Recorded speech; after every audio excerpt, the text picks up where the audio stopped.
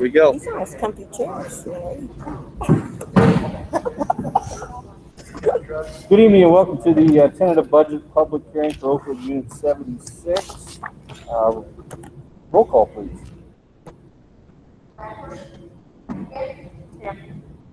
Here. Here. Here. Here. Agenda item number 3, tentative budget public hearing. Mr. Maynard. Okay, thank you very much, Mr. Smith. Got a handout for you. This will look similar to the one that we had last week, or last month, I'm sorry.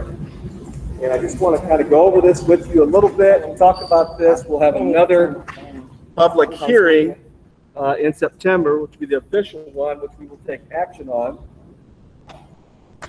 So we'll hand that out for you and take a look at that. All right, so basically what you're looking at there, I've made some adjustments in terms of the budget for FY22. We're in the process of getting ready to have our audit like we do annually, which will take place before August is over. Once that happens, I will fill in the column that says what the final audited adjustments were. We'll make those adjustments. That'll help us to make our budget for FY22 more accurate. Also, as you know, we've taken the steps because of the ESSER funds of the $2.5 million for our building project. We had to borrow another $3 million of working cash funds. So when that happens, once we get through tonight's board meeting, then we take the next step for securing that. And then once those funds come in, I need to plug the $3 million into the working cash fund. And then we'll do an internal transfer to capital projects. So that way we can use those monies, okay? Because you can't expend those out of your working cash funds. So those will be the adjustments that you will see in September, which will make this look a little bit different. But those are the big items that I needed to place in. I can't do yet until after tonight's meeting and after the audit, okay? So again, other than that, this is the same one that you saw last month. This has been posted publicly since late June on the website as well as in the district office. So I just wanted to kind of give you an update there, see if you had any questions.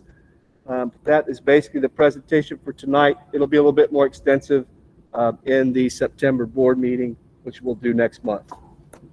That's all I have. Okay. Is there a question from the board? Do we have any public comment on the tentative budget?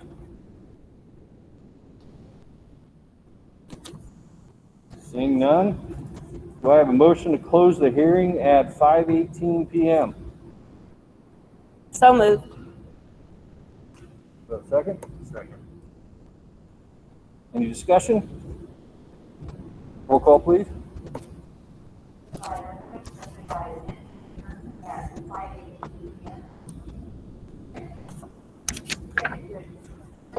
Yes. Yes. Yes. Yes.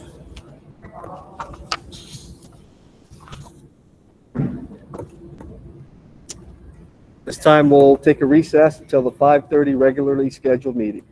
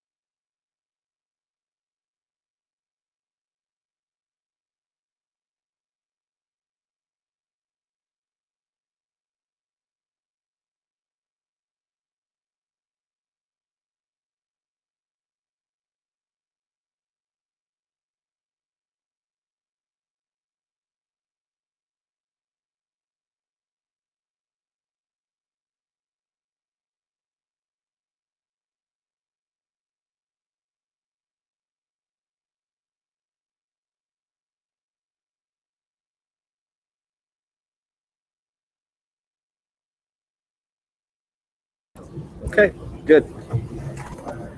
Good evening, everyone. Welcome to this regular board meeting of the Oakwood 76 Board of Education. We'll call the meeting to order at 5:32 p.m. Before we get started, other board members, do we have any concerns about moving agenda item 8, old business discussion, behind the public comment number 3? Everybody okay with that? Yeah, we did not hear what you said. Is it okay if we move old business agenda item number 8 behind agenda item number 3? Yes. Are you okay with that? Works for me. Yep. Okay. Sounds good. Roll call, please.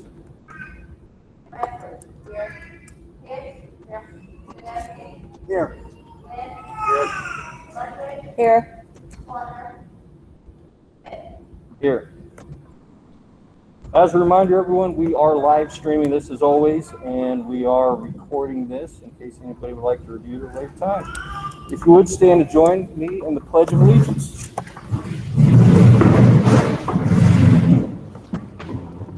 I pledge allegiance to the flag of the United States of America and to the republic for which it stands, one nation, under God, indivisible, with liberty and justice for all.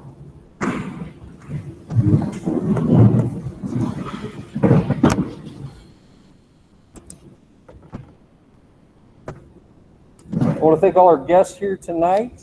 Agenda item number 3 is public comment, recognition of our guests, notice and communications. Well, you can't use it in them too. You got one microphone, it's right there.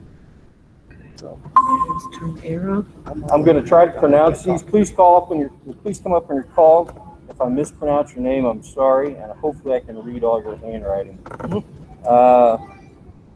Mr. Bartosh, or Dr. Bartosh, if you would just come up here so we can hear you, if you don't mind. I'll make sure the microphone's on. Okay.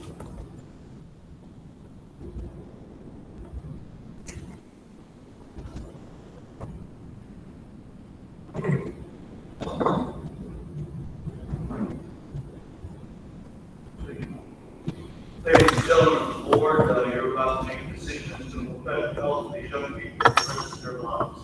I'd like you to pay attention to the truth.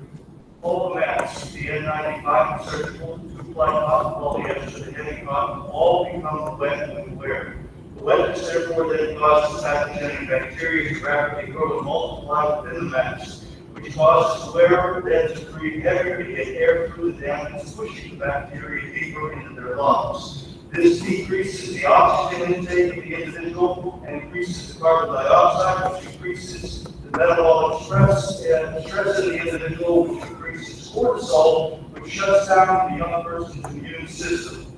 This causes them then to become more susceptible to diseases and causes those with pre-existing conditions such as ADD, ADHD, asthma, diabetes to get sicker, all to address a virus that has a mortality rate of less than 0.03% and a cure rate of more than 99.97% in young people. So one could think, if masks protect against the virus, why aren't there protocols and standards? Is one size fits all? Does any cloth or material work? What's the replacement schedule? What's the wear time? Are there different masks for different seasons, regions, and humidity levels? Because viruses, as we know, are seasonally and to be much more aggressive.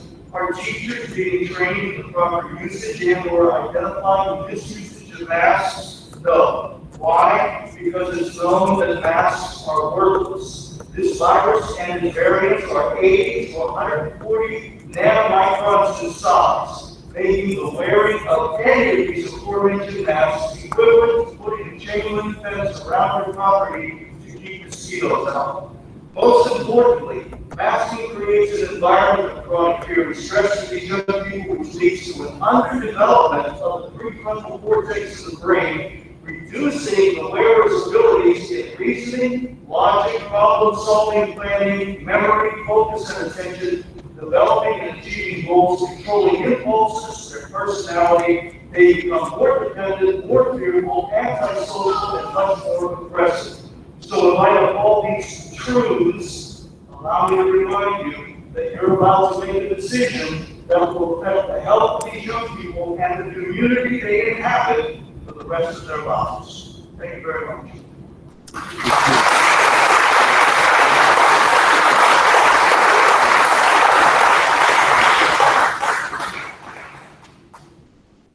Mr. Sutton?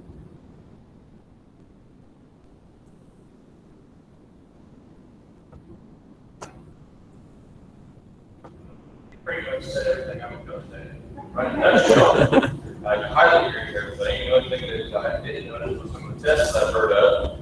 City of Australia did a test with 580 healthcare workers that were all given PPE to protect themselves during COVID. You can guess how many were trying to COVID through that, social COVID, was 50%. In the same town, 780 healthcare workers were all given hydrochloroquine C, vitamin C and zinc. 0 contracted the supposed COVID. I put 5 kids through this school district, and I got high respect for a lot of teachers here. I just want the same respect for kids. I got 1 kid left. My sister's kids are out. The rest of these kids need to be taken care of as well. The doctor was spot on. I can only echo what he said. These masks are a waste of time. They, without being political, that's exactly what it is. It's simply political. You know, I mean, the parents look forward to the teachers to take care of our kids, not to harm our kids physically or mentally. And that's exactly what the mask does in both counties.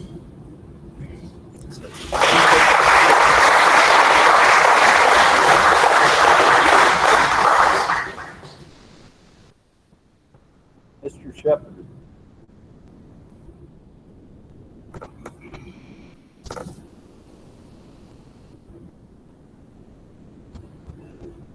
Good evening, my name is Jay Shepherd. You gentlemen, they speak for probably most people here, probably most people in the school district.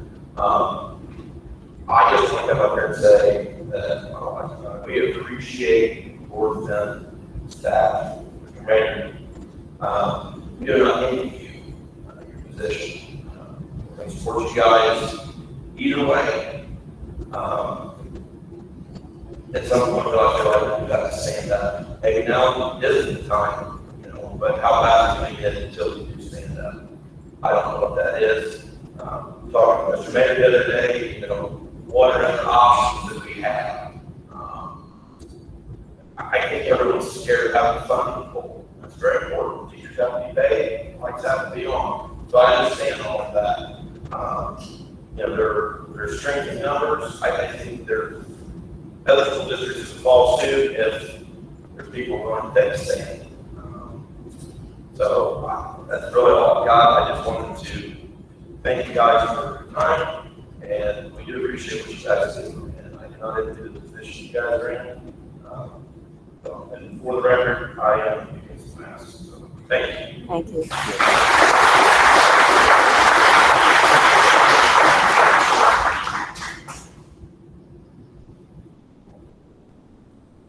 Dory Pierce?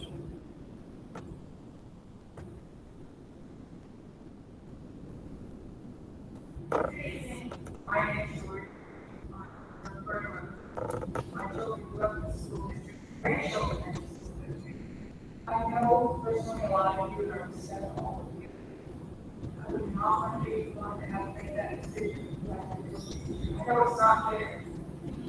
The CDC has recommended masks. They not indicate recommended. There's a lot of stuff out there, there's a lot of good studies. For every study that you look at, the corona masks, there's another study out there that indicates that masks are not the way to go. They're not good for our children. So then what do you do? I realize my God gave me my intuition for a reason. And it tells me with everything in me that masks are not the way to go for our children.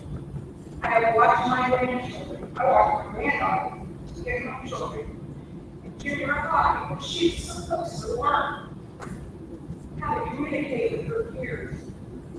She don't want that.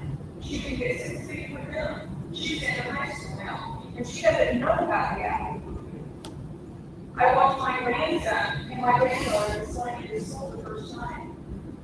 It's complete chaos. They don't know what to do. My grandchild looks at my face and ready wants to know what I'm talking about. And when your face is covered, what children know now, they don't get enough of it.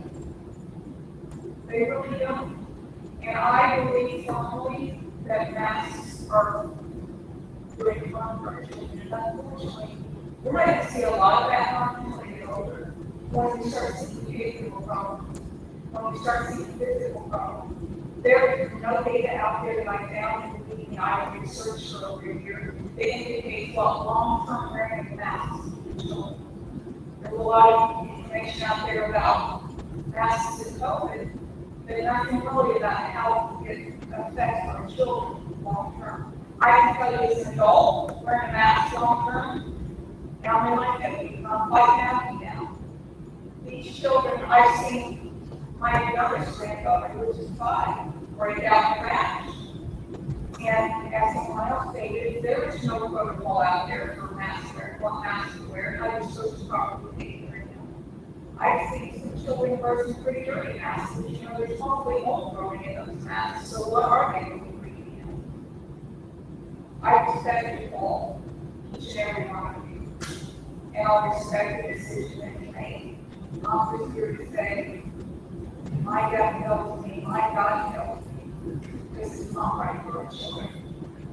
And may God lead you in your decision and give you all the support that you need. And I will be here to support each and every one of you, and I thank you. Thank you.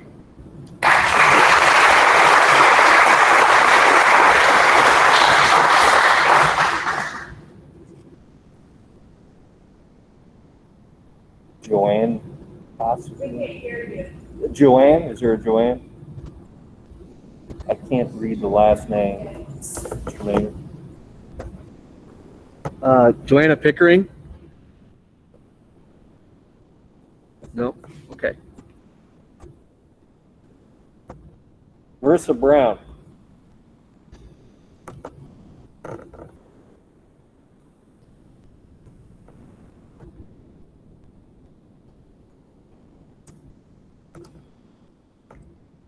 Hello, how is everyone?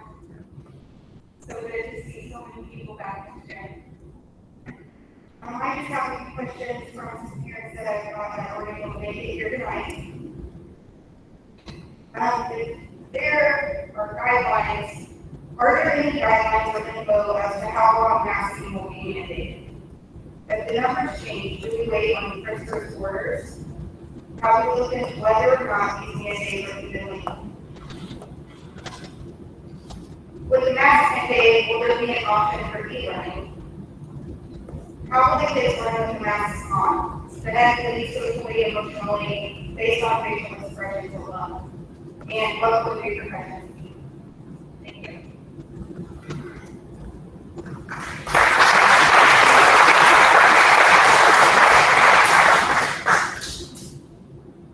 Ms. Brown. Oh, Amelia Brown. Okay. Bruce Harrison.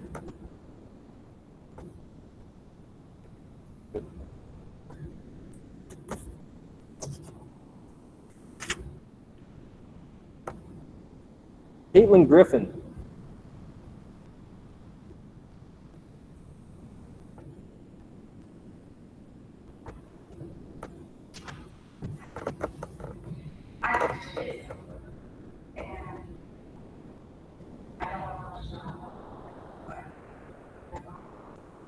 And OSHA requires 19.5% oxygen to work in space. When tested by OSHA approved quality air monitors, while you're wearing a regular medical mask, oxygen levels are only 17.4%, proving a hazardous atmosphere. Oxygen deficient atmospheres are considered medium dangerous for life or health. But if you can't even work in these conditions, why should it be okay for children to wear all day?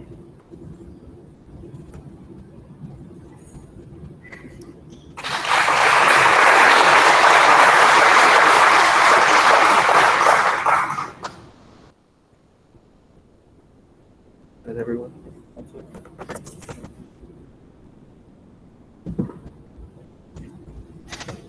Thank you all for your comments. As we discussed, we're going to move to old business agenda item number 8 directly behind the public comment. Mr. Maynard, discussion on this. You get the microphone.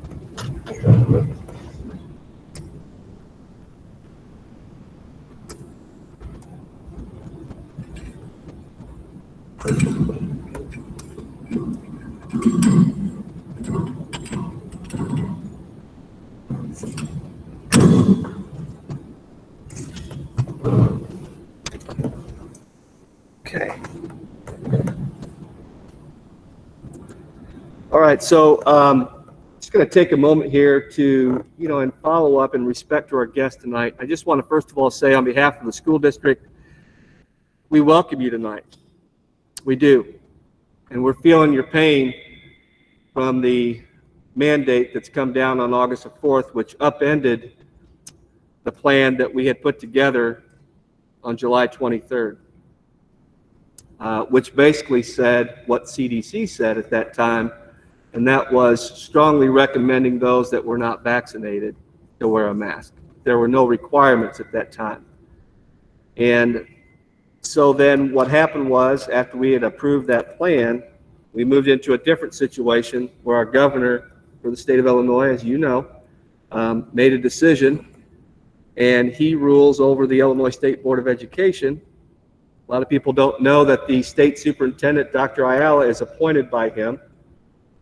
And when that mandate came down, that put us into another scramble after a lot of time this summer putting together a plan, just like we did last year for our children in Oakwood, just like all the other districts in Illinois, to bring them back safely so that we could get learning accomplished, get some instruction, get those relationships and connections going again. I believe that our people who are on the front lines, which are our teachers and our staff, implemented our plans last year very well. I felt like local control was a good thing. We worked very tightly in conjunction with the Department of Public Health.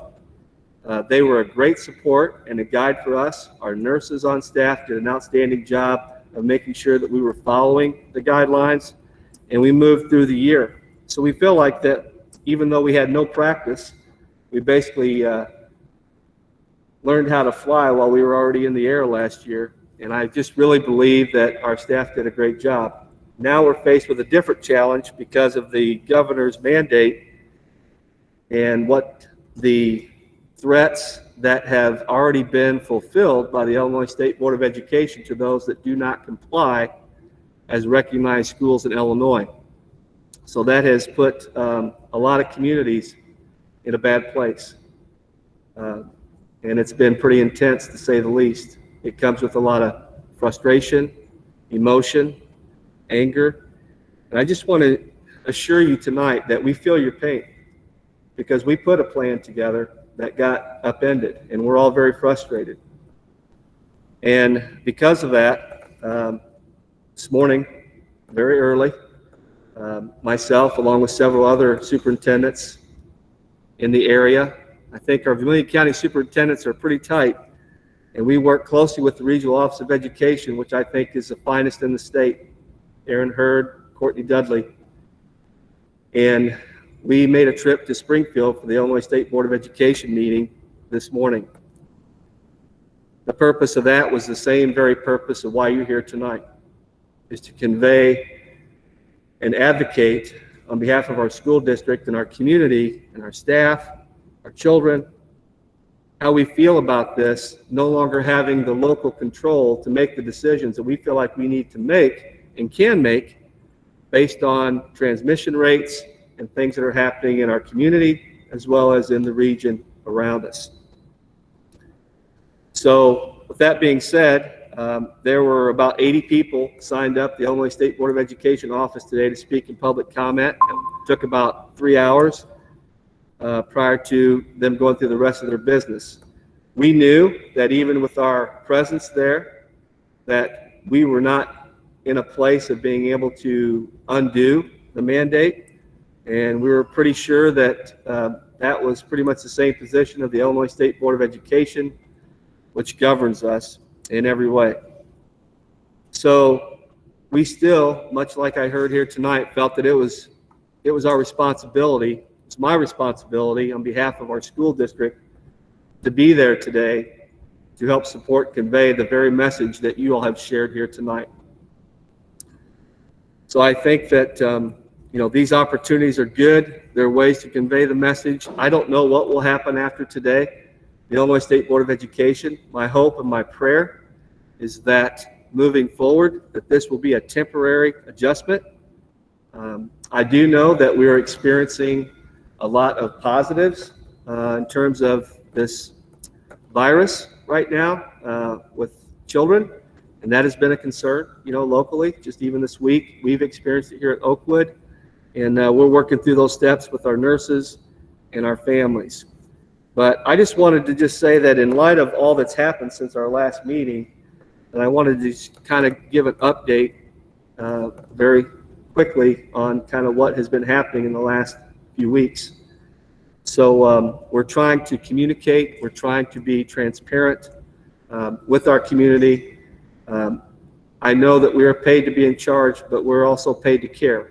And we absolutely have to do those two things to govern and take care of our children while they're under our care as you entrust them to us. And I believe that our staff takes that very seriously. I believe that this Board of Education does as well. So I commend everyone in this room, everyone in our district and community for your hearts. With that being said, one of the things that we wanted to do in light of the change that has happened to us since our last meeting, we have invited Brian Braun, our district attorney, to be here to answer questions and communicate with our Board of Education about any questions that they may have, and also wanted to provide an opportunity out of respect to if the board members at the table wanted to communicate any way or ask a question or share any information based on anything that's happened in light of this new mandate. So I guess with that being said, Mr. Smith, as president, if you want to ask your board members, or if you wanted to offer an opportunity for Mr. Braun to engage with some questions, this would be that time. Thank you.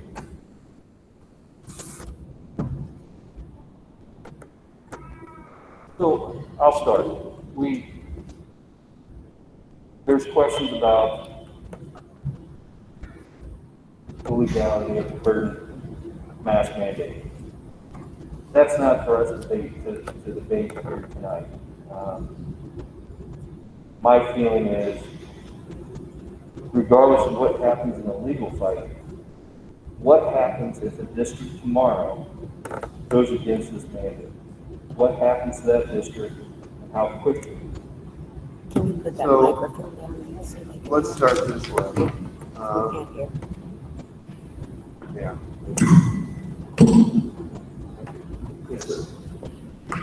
So, let's start this way.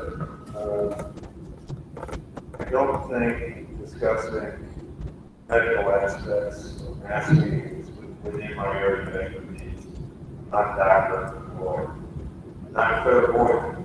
Don't know where pandemic is going to go, nor do I know what directives we're going to get from this meeting, report from the government. And what I think personally about the mandate is our job is providing you with legal advice that's without personal opinion and without spin. And that's what I understood to do. So there are still other challenges. There's already a case in Greece called the time of that, wherein the mandate will be litigated. Problem for a governmental entity, you are a governmental entity, is that to the extent you get out of lockstep with governmental orders, you suffer legal consequences.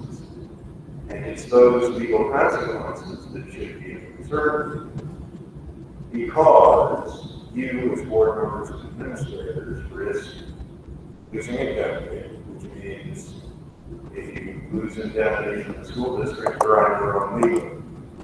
You risk losing tort immunity, which is your only defense against claims, and you'll lose your insurance. And that's what's facing districts that defy the mandate. Whether the mandate's legal or not is a question that's going to be litigated in court, absolutely. Somewhere down the line, some district is going to challenge, and one already has, and trust many more will follow. But the problem is what happens to you in the interim, because last spring 2020, when a district trying to do that, the state board moved in to enjoyment. And so you end up in court and paying legal fees, and it would be disingenuous to suggest that's a good divorce. Who's going to benefit from that with me? Which isn't fair to the taxpayers. Moreover, if you then decide to defy an injunction, you've got criminal law. So board members and superintendents face that. You're asking me straight legal opinion, comply with the mandate and let someone else fight the battle. People like Son and Oakwood, the gentleman who made that observation, I think was right. I don't think I'm go on. Just stop. I don't think it's going to last forever. The rules are changing day by day. Is anybody in this room, including me, confident that the science is caught up with the graphics? I don't think so. I hear all of you. I understand what you're saying. I've got 3 adult kids and 7 grandkids, all of them will. Under teenagers. I have seen concerns you.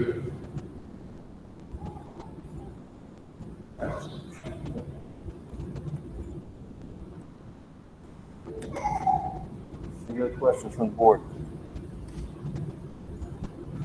Any questions? Any questions?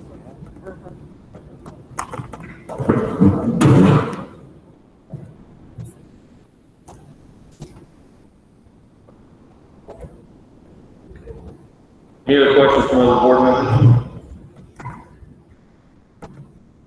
You want me to say something about funding? Yes, please. That's what's going to be my next one. Okay. We're going to talk about funding and actually the loss of indemnity. I want to hear more about the ramifications if we lost that with the State Board of Education. Okay. I'll probably let Mr. Swan talk about indemnity, and then I can speak to the funding. That'd be okay? Yep. You might want to repeat that because I This loss don't of think they're indemnity. good. What's that mean for the district? I've heard ramifications from diplomas for graduates to. Now, the indemnity doesn't deal with diplomas, right? Admissions deals. So let's talk about what each one of those things is. Or indemnity insurance. So, because you're a governmental entity, because there is a public interest in insulating governmental entities because the taxpayers fund them, right? Insulating governmental entities from certain sorts of claims. If we allow governmental entities to be sued in the same way we allow private people to be sued, the taxpayers will never be able to bear the burden. So the statutes have, the legislature's established statutes which protect them. They're complicated, there are many of them, but they insulate you from suit. And they're pretty good at defending you in normal circumstances. But if you knowingly violate the law, a mandate, if you say, I know that's out there, I don't care, I'm going to ignore it. If you lose toward you, that's complaint that's filed against you is filed what's called a willful and wanton misconduct. And you have no court of immunity protection. What happens then is you also lose indemnity. So what's indemnity? Normally, whether you're a volunteer in school, whether you're a teacher in school, whether you're a teacher assistant grade, whether you're a bus driver, whether you're a volunteer in your child's classroom, you're protected against the lawsuit if something happens. If you, God forbid, make a mistake on a field trip with your third grader and some child is injured, assuming even if you were negligent in causing this injury, you're insulated from suit. First, because you have court of immunity. Second, because you have indemnity, which means the board has to defend you. That's what I do. That happens, the district calls me. I defend that lawsuit for you, paid for by the district. If you lose indemnity, what that means is the district can't defend you. It means that each board member who made that decision to ignore the law has to defend for himself. And it means he's personally liable. That means the district can't contribute, taxpayers can't contribute, insurance can't contribute. You're on your own, which is a very dangerous position to be in. And let me explain why. I've sat, let me tell you too, that I've sat at many of these meetings. I mean, it's, I've been here, there, and everywhere. And what I hear in some meetings, and may have heard here at very open session, very public comment, it didn't happen. But it has elsewhere. What people say is that we're a small community and nobody will sue. It's not going to happen. Children don't get COVID. Nobody gets sick. I don't understand what we're worried about. This is Oakwood, not Chicago. And the problem is, all it takes is for one uninsured hospitalization. Then they tell me, but they'll never be able to track it to the school district. How do we know we can't contact trace that carefully? How do we know the child got sick in school? Children aren't getting sick in school, they're getting sick at home. Here's what you're absolutely missing, slam dunk missing, in that observation. No plaintiff is going to try to prove that. That's not what plaintiff's lawyers do. They're going to sue anybody in the South Florida. If you're anywhere near that case, you're going to get sued. Think about otherwise. What does a plaintiff's lawyer do? He sues the driver, the manufacturer of the car, the guy who programmed the stoplight, the guy who striped the road, the guy who was in the crosswalk at the time. Anybody you can find, and we'll worry about who is actually liable later. And the problem is you got to defend. It's the cost of defense that's the problem, not the judgment at the end. And that's what we're trying to protect. That's what we're trying to protect. That loss of indemnity makes them find lawyers on their own. I was at a board meeting earlier this week where one of the board members who was frustrated with that explanation said to somebody in the audience who didn't like the explanation, fine, I'm resigning if you come up here and say,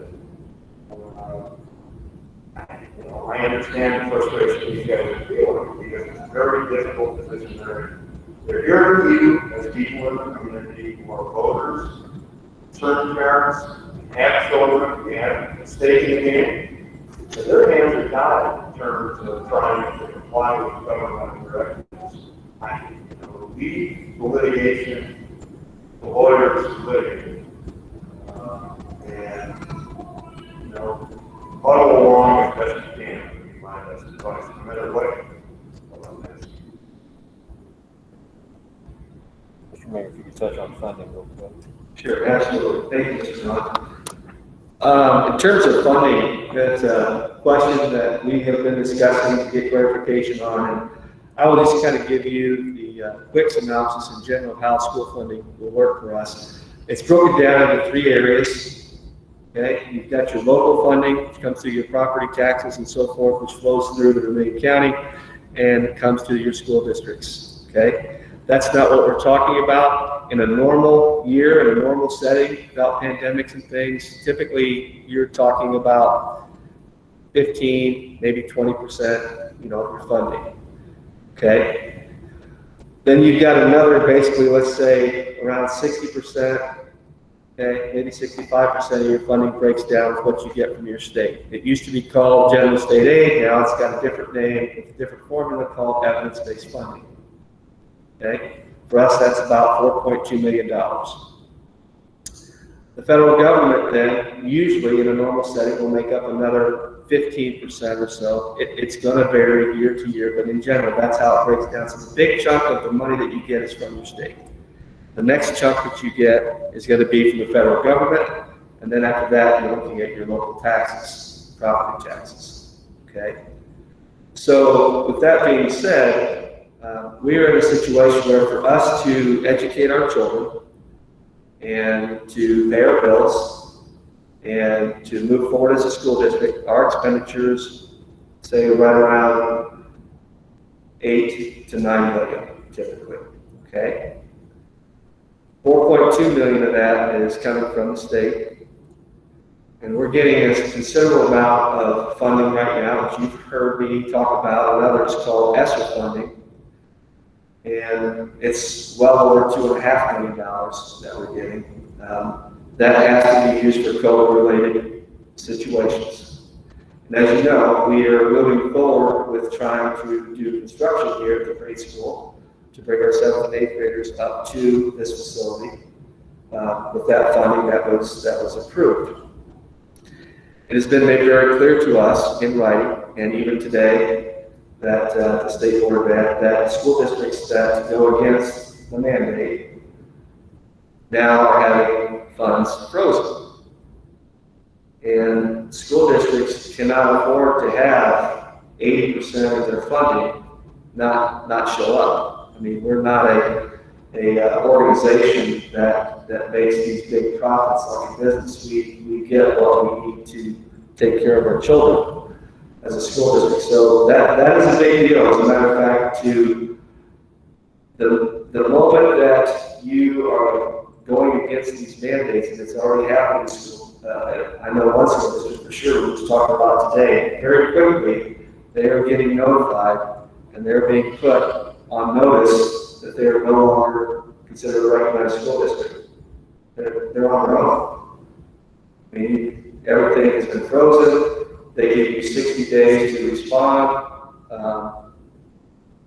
How you're going to take corrective action to be a recognized school district, and then go through that process of coming back on. So they not only have us in a situation in terms of the legal matter, but in terms of funding and school finance, they put us in a situation that is impossible to sustain ourselves financially. And at Oakwood, I believe our board together, we have made some great decisions, even during the pandemic, to place us in a very solid place financially with the state board of ed. But we still have to we rely on that funding from the state and federal each and every year. To not have that, and I think Mr. Vaughn was also touching on this a little bit, to not have that funding means to exist as a school, you've got to get that funding from somewhere. And what does that mean? The only place left for funding is locally. And you can't put the back on that on the backs of your taxpayers in Illinois to fund 100% of the school without the state and the federal funding. So there's a lot of intensity in terms of school finance tied to this. Ron, I know you work with this a lot. If I've said something that was incorrect, please help me with that. That's the general statement. Now, it's by right. Should you lose recognition, one district in Illinois already has. State aid, that's the generic term for state aid, will be without grant funds will be without. You won't be able to participate in IHSA or IESA sports. It won't be able to. Their diplomas will be non-recognized, and your bond issues will be called. I don't know what your bond situation is, but your bond rating would decrease, which would increase the cost of every bond issue. And theoretically, bond company called bond issue would be a heck of a tax for individual taxpayers. So in other meetings, board members, sometimes members of the public have said to me, I don't think that's going to happen. And I want to tell you, I don't know what's going to happen either. I said in my opening statement, clairvoyant, these are unprecedented times. We don't know what the state board is going to do. We don't know whether they're going to enforce what they claim they're going to enforce.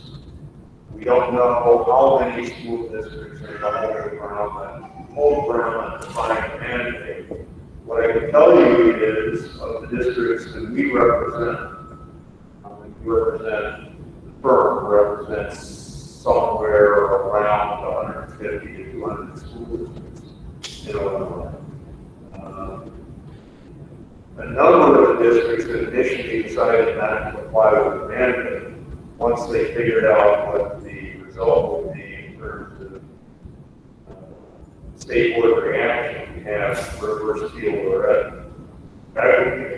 Somebody said to me late last week, and this is the superintendent that said this to me, I think this was a wise observation. What he said is, we're all getting to the same place. Some of us are going to take the highway, and some of us are going to take the top of the street. We're all going to end up with getting mandated promise.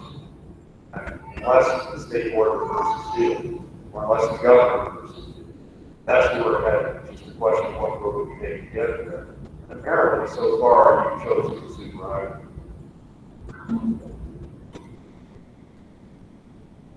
Any board members have any comments? Anyone have any? Yes.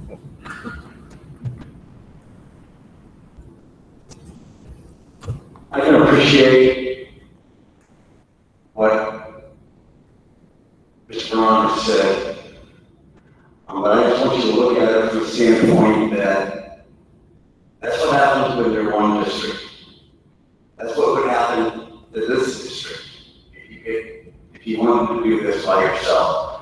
I do believe with Mr. Shepherd, who did say there's power in numbers, and that's the only thing that's going to change this situation.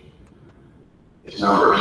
Instead of 80 people showing up today, 800 of the 881 school districts should have showed up. Then they got a problem. That's what's going to make a difference. One district is just going to, they're going to get every injunction imaginable from that. I can't imagine what Gotham would look like tomorrow, 800 and some districts said we're not going to do this, to say, oh, no, it would be political suicide for him to fight that battle. He doesn't mind fighting it for one. It's just that simple.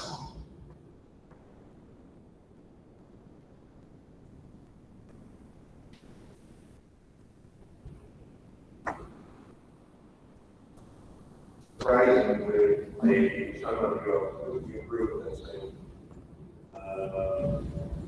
This is a political problem. If you were watching carefully the progression of IHSA positions over the course of last fall to the spring, clearly that was demonstrated for you, where IHSA took one position early. They were pushed back on pretty hard by the governor and by IDPH. They continued, and eventually, politically, that environment changed. When you say this is a political fight, take it to Springfield, take it to your legislators, make sure they hear what it is you have to say. I think that's absolutely right once.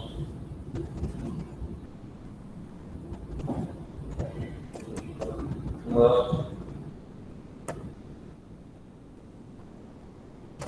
have no agenda item or no action item for us on this.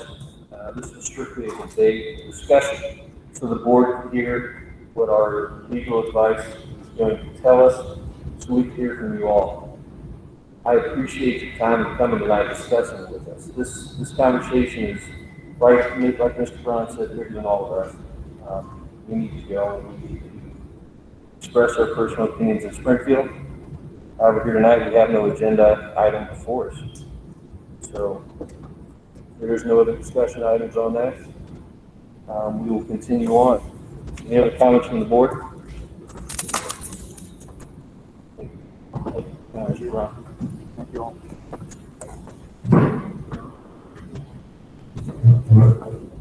Get out this way, right? Yes, sir. There. Pardon? Mr. Johnson. Mr. Johnson, yes. Yeah, he's right. Agenda item agenda item 4, consent agenda. I hope everyone had a chance to review the agenda as presented to us. We have a motion to approve the consent agenda as presented. So moved. Do I have a second? Second. Janeski and then Ludwig. Oh, it was Mr. Janeski and Ms. Ludwig, sorry. Any further discussion? Roll call, please.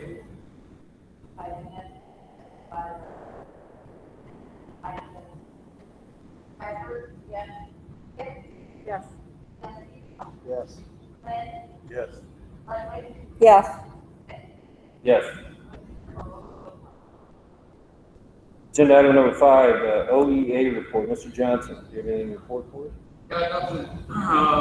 We obviously are gonna start tomorrow and we'll meet and gather, and I think we've got some time set aside for all of us, but I have nothing specific for you this time.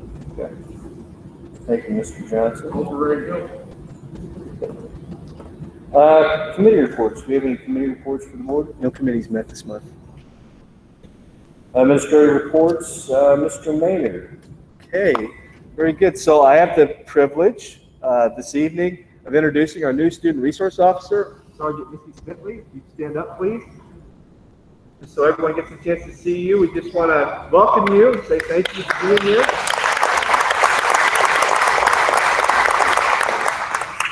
So Sergeant Smithley has already been working with us, lots of things. She was at registration. We've had some meetings. She's gotten acclimated with some of our administrators. She's walked through the buildings. And we just look forward to partnering with you this year as you look over and watch over our safety, make those wellness checks and all the things that you do. And I just want to give you an opportunity to share anything if you'd like to say anything to the board tonight. Yeah, I'm excited about it. I've been here for a few weeks. I've met a lot of people. A lot of nice, humble people. I've actually worked with Thursday for 3.5 years in education. I don't see any basic on Thursday, so everybody can come up and themselves, you know, offer help you anything, or, you know, here's my list, here's my name, or, you know, if you need anything or need help, and I find that very humble and people here, and I enjoy so far meeting kids I've met. It looks like it's been a big great year. Great staff so far, faculty so far, and I'm very excited and very, as I say, thankful that you guys took me as our own group at the school. So thank you. All right, very good. Okay, thank you, Sergeant Smithley. We're glad to have you here tonight to introduce you. Just a few announcements here before I say the most important part of this. Announcement being, in terms of strategic planning, the core stakeholder team, we know we'll be meeting here on August 25th, and that's when we start to look at vision for the Oakwood School District. We're excited about that. Educational Leadership Solutions will be leading us through that. We've got a team of about 25 people on that stakeholder team to represent the community, and we'll be meeting here. We'll be meeting in the multi-purpose room, and we'll start looking at our vision, our mission, our goals, curriculum, instruction, assessment, and technology, and a lot of things that we need to to take a look at, examine, and see how we can improve with community input. So I'm excited about that. Got a lot of people on that team. In terms of the build out here, there's really no new information. I did get a call from Amoresco during our board meeting tonight, so I'll have to report that out once I get more information in the next couple of days and share that with you.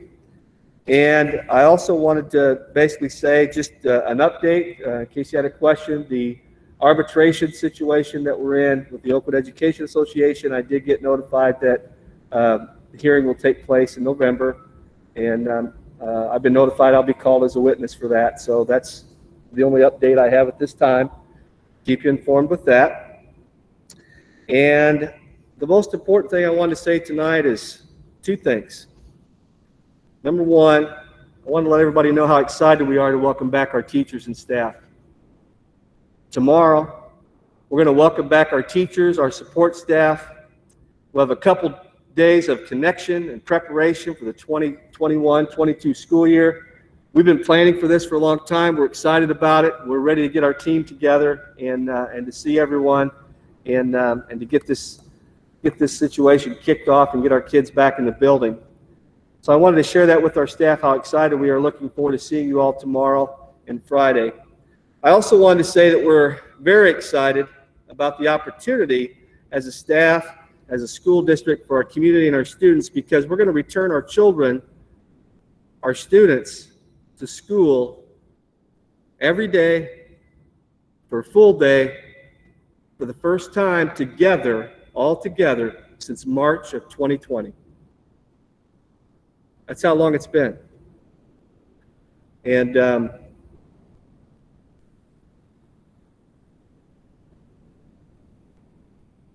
it's emotional. That's what we do. We take very seriously the opportunity as adults, everything that we're doing at Oakwood. As you entrust your children to us, the most valuable asset that you have are your children. And you're entrusting them to us. And we are thrilled to have school every day, all day, for the first time since March of 2020. And we're ready to get it going. And we know that we're going to face challenges. We're going to face adversity. Things are going to happen. They always do.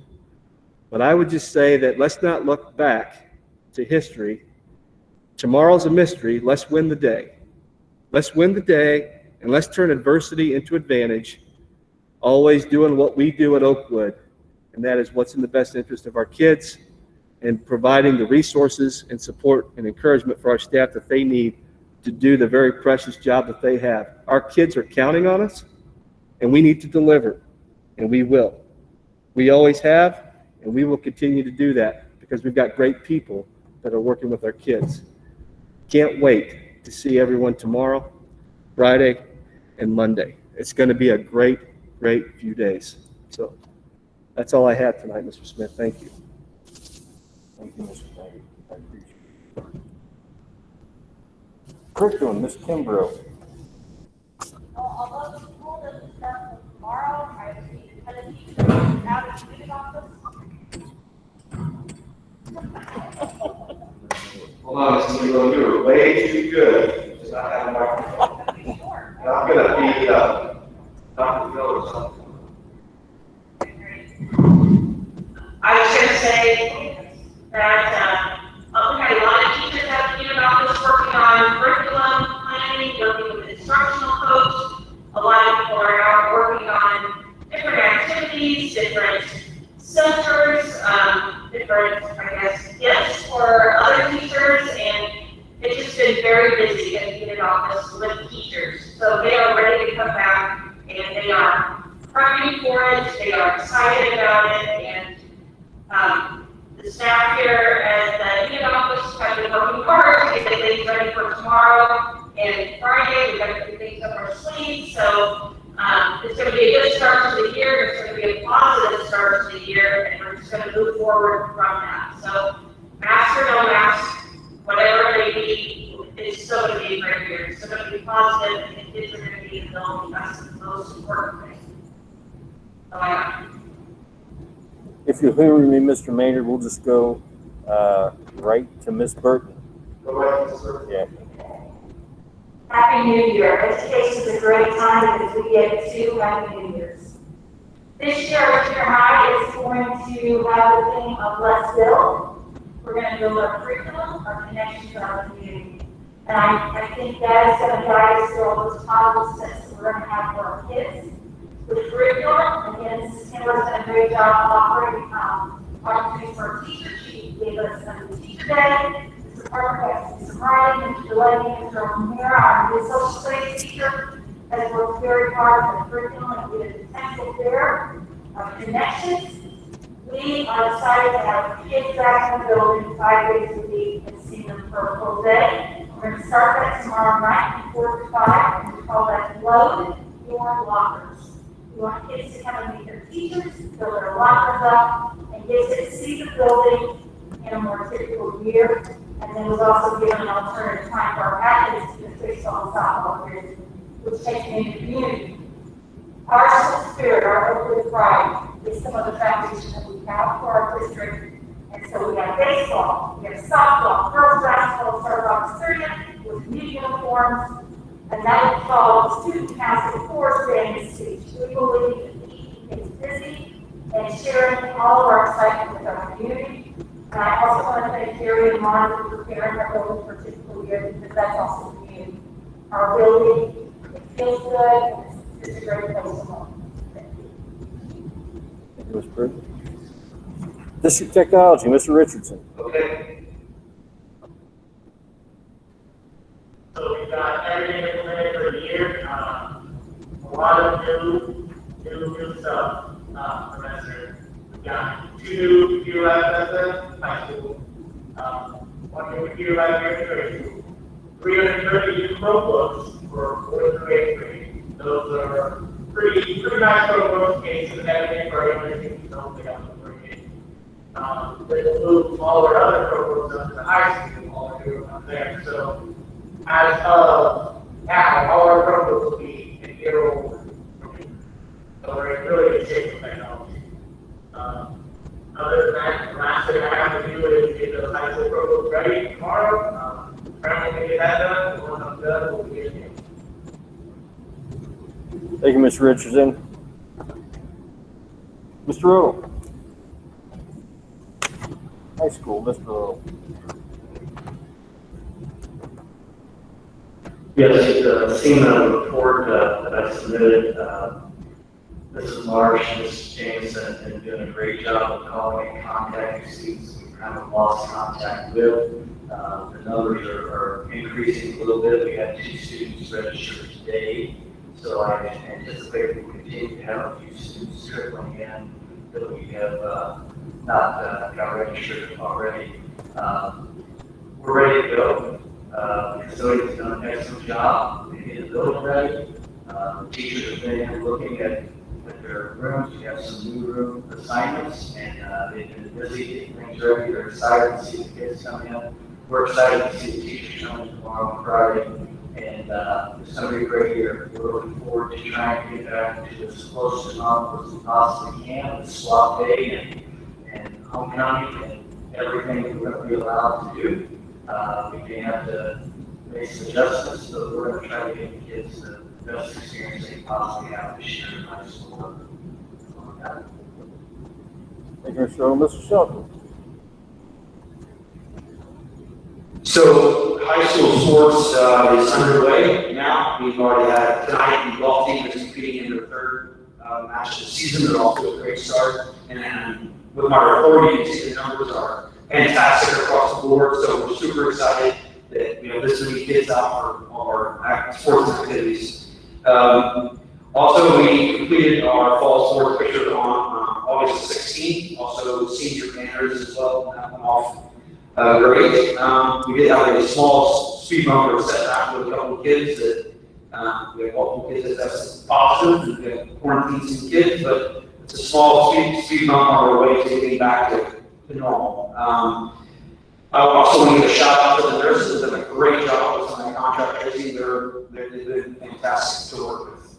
Also, an update on the soccer dugouts. We just received news today that all our materials are in from purchasers, and we look forward to getting that off the ground, getting one here really soon. A lot of parents want to volunteer, and we should both need to help out with that too. We're looking forward to getting that underway. That's all I have. Thank you. Michelle? Oh, the Gatorade soap game we are going to cancel at this point due to abundance of caution with the high numbers of cases in Vermilion County, and also in addition to our positive cases and quarantines this time. Oakwood Grade School, Mr. Bennett. I did share with you registration numbers. I expect our prepaid numbers to grow quite a bit because they did start in-person streaming. And we actually just had one here, we hosted one for Vermilion County last week. So over the next month or so, I do expect those to grow quite a bit as they start getting all those streamings happy. I do want to recognize Natalie Childers. She's one of our awesome first graders. She won the People's Choice Award at Little Miss at the Georgetown Fair. And with that, she won a $500 scholarship where her idea was to start a pantry here at school. And she decided that she would put together hygiene packets for families. So we're going to help her kind of host and develop that idea here at school. So we're super proud of her. She is one of the sweetest little gals, and we're thrilled to help her out with the idea. And other than that, tomorrow night is Meet the Stars night, so everybody's going to be out meeting teachers, bringing supplies. And if you need some guys, come out, they'll be out here, you can get some goodies. And we're finishing up our back to school video, and our theme this year is Disney, and we have really cool t-shirts, so keep your eyes out for some really awesome pictures. That's it. Thank you, Mr. Bennett. Ms. Atkins. All right, so the things that I've been doing is helping Ms. Lieutenant in the office with registration. I've already started working with Truancy, Heidi Allen to track down students that have not shown up for registration and making sure that we keep on top of getting all of our students back here in the building. Also helping with our homeless population, just making sure that the basic needs of our students are met, whether that's school supplies or hotspots or things that we can help the students in our community be successful. Been working on helping teachers get things set up. Ms. Lopez is working on the SEL curriculum and supporting those initiatives in our district. We'll be meeting with our committees like for our swim lab and other things that we want to make sure happen this year. We'll be working with the SRO on our school safety drills. Fire department is going to kick off here at the beginning of the school year, making sure that our students feel safe and know the plan of action from the very start. So, thank you very much. Thank you, Ms. Atkins.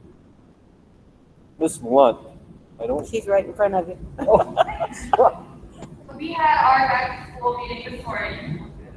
I appreciate boys, I've got them on. We had our back to school meeting this morning. We're all really excited to come back. We got all the routes finalized. Today kicked off the new application that we have for the transportation department. So you have seen that email. I'm really excited about this program and this app coming right now. The only thing parents are really able to do is get on there and see the schedule. So during the school year, we're going to be looking at and using some of the other options and see how it works with our district. The long-term goal, if everything works good with our routes and everything, is our parents will be able to use this app to track where the bus is, where their children is, and on the way home. And there's also, they can sign up so they get alerts for when the bus is half a mile away from their home to make sure, especially with our younger kids, that they're out there and pick them up. So I'm really excited about that, the growth and potential we have there with communication with the parents. The school year, we are starting out good. We are starting 2 buses down. We are at 2 with a broken manifold pole. That's a common problem with buses. We are on the waiting list in Kankakee and Watsika to get those fixed. We have been for about a month and I haven't heard anything yet about getting them in. But we do have the Bruce Fair buses, so we'll be covered there. So we're not worried about that. Today we had a driver come in, Jim Fry. He's been a driver in our district in the past, and he's going to come back with our district as well. He had let his school bus permit expire, so he's working right now on getting relicensed, and he'll be up on board to join our transportation team. He's got grandchildren in our school. His wife, Judy, was an aide for us last year, helped us quite a bit with COVID and took her children. And kind of bring up the next thing with Judy, we had 2 daycares over the summer, closed and open. So we now have 1 daycare center where we have 28 students being bused to in the afternoon. A majority, on the route that we have them on, there was only 1 route that I put the students on, does not go over capacity on the buses. In that route, the students on there has 7. Over 40 of those students are early childhood care kids through 2nd grade, which is going to be a lot to handle for the driver and on the bus. And I've got a lot of concern about safety, especially since they're going to have to be 3 to seats. There's going to be seatbelts on there for the younger kids. And I would like to bring Judy back this year to be an aide on that route just in the afternoon when the numbers are really high, trying to help keep control the safety of that bus. That's about it. So thank you, Charlotte. So just so the board knows, obviously, Ms. Lunt and I have had a chance to talk about that situation. We're going to do what's best for kids. We're going to get an aide on that bus in the afternoon, okay? So just so that you know, we are going to be doing that. We've already got someone that works for us in the district that can take on that role for us, and that'll be good. You know, you always got to think about situations when a bus gets stopped or stranded or something like that. You got to have more than your bus driver help care for those littles. So we'll be in a good place there. So we'll take care of that. Maintenance, Mr. Siddons. I just want to say thanks to the custodians. They've done a good job this year. Kind of a short summer because of some schools, they really worked really hard to get ready. So it would be kind of nice if somebody wanted to take a walk around the building, look what they've done, because we have done some painting and extra this year. So they really worked hard. Chris and Michelle did not tell you that there are reading boards coming here as the school starts, and so my job is not stop and will not stop until all those are up, because I can't remember how many there are, but as soon as they come in, Michelle's going to want them up. So if you got night 3, you're probably going to need maybe 1 or 2 hands to help with. So as soon as those come in, we will get them up, and I think the teachers are really looking forward to it. So if you've got time, take a look around, because they have that good job. Thank you, Mr. Siddons. We already had agenda item number 8, agenda item number 9, closed session. I see no need to go into closed session. Okay. Agenda item 10, consideration action. Of course, all the hiring contingent upon successful completion of background checks. Agenda item 10A, we have a recommendation to approve the tentative budget as presented. Okay. All right, so the first one is just a recommendation to approve the tentative budget as presented. The problem with that is it's going to change next month, just so you know, but at least it shows that you've been informed, we've had public notice, and an opportunity to at least discuss it. So I would ask that you would approve the tentative budget as presented, and then we'll have another action item next month. Our motion to approve the tentative budget as presented. Mr. Lynn? Ms. Bradford? Any further discussion? Roll call, please.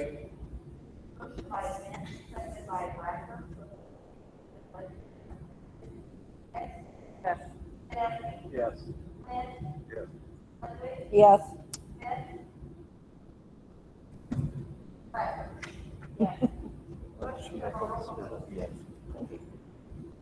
Agenda item 10B, we have a recommendation to employ retired teacher Mary Lou Knight to fill the 6th grade position as a long-term substitute. She'll be paid at the rate of step 1 on the BS scale on a daily rate. So, my name is Mary Lou. She's excellent. We posted 0 applicants. There's literally nobody looking for a teaching job. So we're happy to have Mary Lou. She's awesome. And we couldn't be happier to have her back. So moved. Second. Any further discussion? Roll call, please.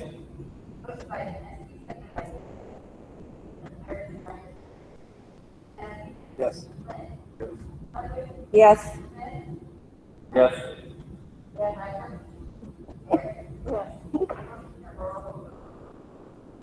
Agenda item 10C, we have a recommendation to employ Jessica Schutz for the personal aid position for the 2021-2022 school year. She'll be starting at $12 an hour for her rate of pay. So Jessica will be working with one of our kindergarten students, and she tried when I offered her the position. She was so excited to be working there. So I think that shows here.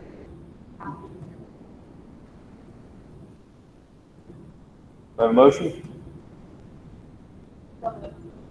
Bradford? Second. Okay. Any further discussion? Roll call, please.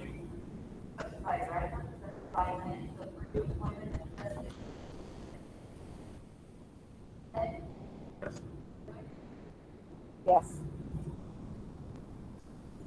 Yes. Yes. Yes.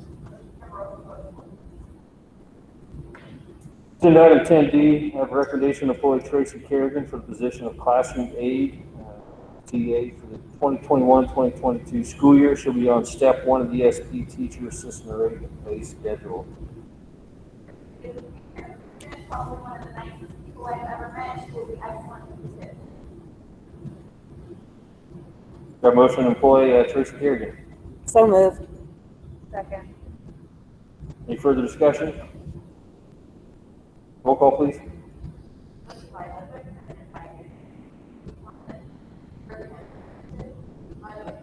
Yes. Yes. Yes. Yes. Yes. Agenda item 10E, we have a recommendation to appoint Maggie Freeman to fill the cheerleading coach position for the 2021-2022 school year. She'll be on step 1 of the extracurricular schedule. Last year, we did not have cheerleading due to our strength, so Maggie would like to fill that role. She we worked close with Coach Taylor, who was my coach, and she's moved to the high school. Again, I think this year I'm really working on building a program from the junior high up to the high school career. And I feel that her positivity and energetic disposition is going to be great next year. I recommend it. Do I have a recommendation, do I have a motion to approve of the employment of Maggie Freeman? So moved. Second, do I have a second? Second. Mr. Lynn. Any further discussion? Roll call, please.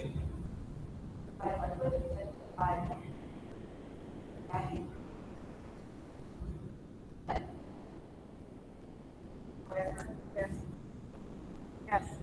Yes. Yes. Yes. Agenda item 10F, recommendation to employ Blake Frazier for the assistant baseball coach position beginning with the 2021-2022 school year. He will be on step 1 of the extracurricular schedule. Blake has helped out at the high school level in our football program and our baseball program. He's been a volunteer roughly 6 years. And so now he would like to work under Stephen Farland at the junior high. So I recommend Blake. Do I have a motion to employ Blake Frazier? So moved. Do I have a second? Second. Any discussion? Roll call, please.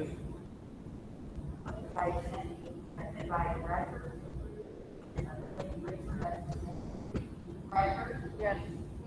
Yes. Yes. Yes. Yes. Agenda item 10G, you have a recommendation to approve Tiffany Paris as a volunteer softball coach beginning with the 2021-2022 school year. Coach Smith, Coach Tiffany, in her senior year, she's a great catcher, she's very knowledgeable of the game.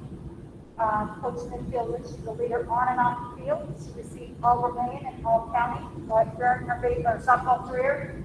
And Coach Smith basically says the best way to improve a game for oneself and others is to teach it. So I highly recommend that it volunteer. We have a recommendation to approve Tiffany Parrish as softball coach, volunteer softball coach. Second. Any further discussion? Roll call, please.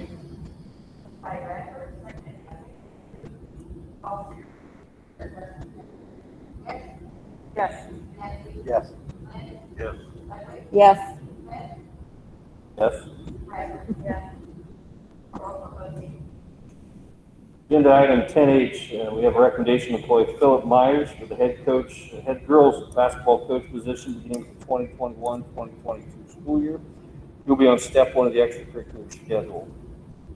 Bill Myers is a community member. He's involved in travel sports and our youth programs here in Oakwood. His coaching experience and knowledge of the game are going to be beneficial, and Coach Marsh and we are willing to go further. I'd like to recommend Bill Myers. We have a motion to employ Philip Myers as head girls basketball coach. So moved. We have a second? Any further discussion? Roll call, please.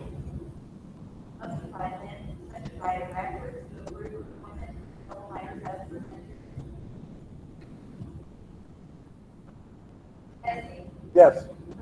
Yes. Yes. Yes. Yes. Agenda item 10I, we have a recommendation to employ Emily Mills for the head cross-country coach position beginning at the 2021-2022 school year. She'll be on step 2 of the extracurricular schedule. Coach Mills is a Salt Fork elementary teacher. Last year she was the junior high cross-country coach at Salt Fork. And she also is a St. Joe grad, ran there in high school, and also ran at Elmhurst in college. She's already started off as a cross-country teacher. She's doing a fantastic job, and we look forward to having her and a great season. We have a motion to employ Emily Mills for the head cross-country coach. So moved. Second. Any further discussion? Roll call, please.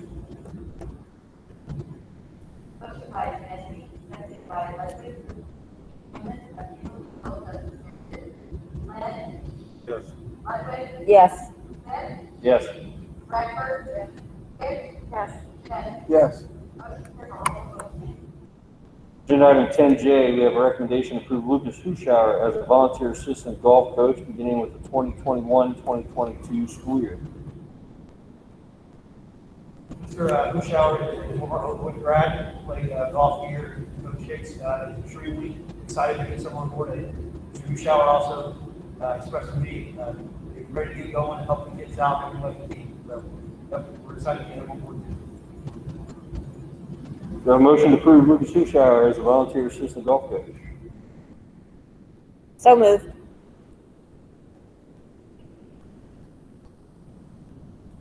Any further discussion? Roll call, please.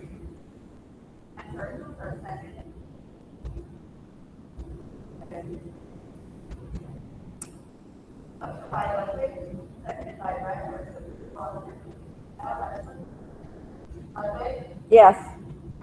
Yes. Yes. Yes. Yes. Agenda item 10K, we have a recommendation to approve Jade Lee as a volunteer assistant dance coach beginning with the 2021-2022 school year. Ms. Lee is a former Oakwood graduate as well, also danced here at Oakwood. And Coach Thrasher is also really excited to get on board. She's very enthusiastic when you start. We have a motion to approve Jade Lee as a volunteer assistant dance coach. So moved. Any further discussion? Roll call, please.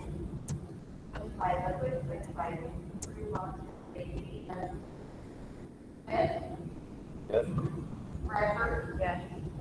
Yes. Yes. Yes. Yes.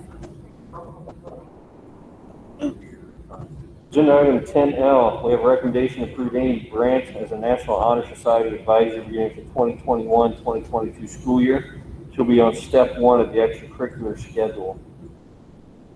Fran is our business teacher. She had 2 of her daughters who were in National Honor Society. She's helped us lead with National Honor Society the last couple of years. She's decided to take over. We want to thank Mrs. Lee for her time and service in that position as well. Do I have a motion to approve Amy Grant as the National Honor? Second. Any further discussion? Roll call, please. Motion by Kennedy, seconded by Hicks, to approve the Amy Grant as presented. Freiberg? Yes. Hicks? Yes. Kennedy? Yes. Lynn? Yes. Ludwig? Yes. Peck? Yes. Agenda item 10M, we have a recommendation to approve Amy Baumeister as a sophomore class sponsor beginning with the 2021-2022 school year. She'll be on step 1 of the extracurricular schedule. Ms. Baumeister is returning back after completing her master's. When she was here during her first stint with us, she was a class sponsor, so she does have experience. She's coming back to it.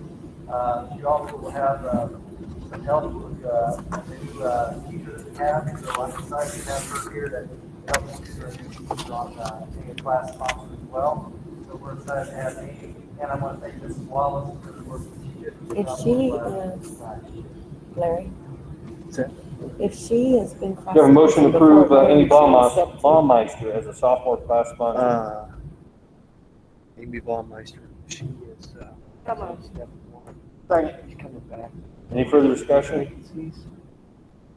Roll call, please. So I'm thinking she's supposed to be on step 2. Well, he said she was a freshman class sponsor when she was here before. Yes. Yes. Yes. Yes. I'll check that recommendation. Agenda item 10N, we have a recommendation to approve the Oakwood High School 2021-2022 student handbook as presented. Went through and updated the student handbook. Got an excerpt of that, the board policy manual, and also the state's model handbook. So now we're in compliance and we're ready to go forward.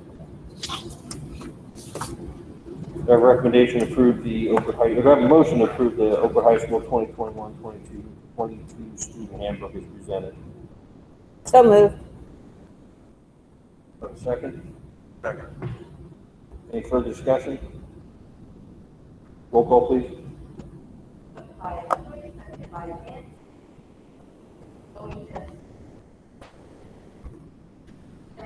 Yes. Yes. Yes. Yes. Yes. Agenda item 10O, we have a recommendation to adopt the board policy IASB Press Plus issue number 107 documents as presented. Just as a reminder, we do have a policy committee on the board. We've had a chance to share the policy updates that have come to us. One of the things that, just as a reminder, that we do is that not only do we have the revisions that a lot of times usually it's just a word or a date or something that's changed in the law. They're very minor changes, but it keeps us updated and current, especially in terms of referencing. But also with our online system, it automatically loads us into what's called a 5-year review. So we are on a schedule all the time to be reviewing all of our board policies. So that way we don't get in a situation where, 10 years down the road, now all of a sudden we don't know what policies are up to date, what may be behind, and that kind of thing, which was kind of our situation prior to doing this. So we are in a very healthy system of renewal and revision and review on an annual basis for our 5-year reviews. So unless the board members on the committee have something to add, I would recommend that we would adopt those at this time, and I will get those plugged in to our system. Do I have a motion to adopt the board policy IASB Press Plus issue 107 documents as presented? Second.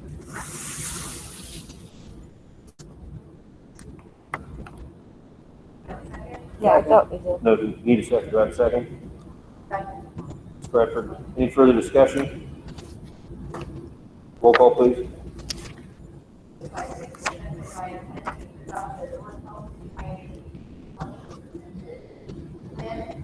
Yes. Yes. Yes. Yes. Yes. Agenda item 11, do we have any other business to discuss? As a reminder, we do have a budget public hearing on September 15, 2021 at 5:15 p.m. Our next regular meeting will be held September 15, 2021 at 5:30 p.m. We have a motion to adjourn at 6:57 p.m. All right. Second.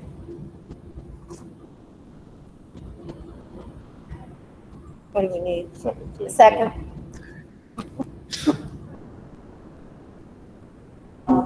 Bob. Ms. Lynn, yeah.